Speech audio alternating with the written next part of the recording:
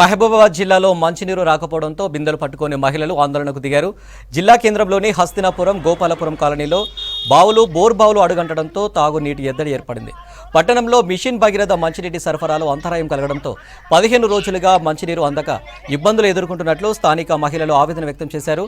అధికారుల దృష్టికి తీసుకువెళ్లినా ఎవరూ పట్టించుకున్న పాపాన పోలేదని వాపోయారు. వాటర్ ట్యాంకర్లనైనా పంపించాలని కోరారు. ఇప్పటికైనా ఉన్నతాధికారులు స్పందించి పట్టణంలో నెలకొన్న మంచినీటి సమస్యను పరిష్కరించాలని కోరారు మహిళలు.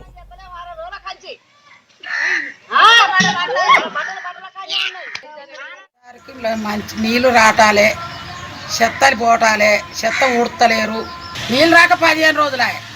కరెంట్ అసలే లేదు, కరెంట్ మొదలుతుండే లేదు. మొత్తం ఆ పక్క నీళ్లు కాలువ సరిగా మురికి కాలువ తీయక అలా చెత్త మా ఇంటికే, ఆ బిల్డింగ్ల నీళ్ళన్నీ మా ఇంటికే వస్తాయి. ఆ దోమలకు చచ్చిపోతాను. పెద్దలందరూ దయచేసి మాకు నీళ్ళు ఇవ్వవలసింది, బజార్ కరెంటు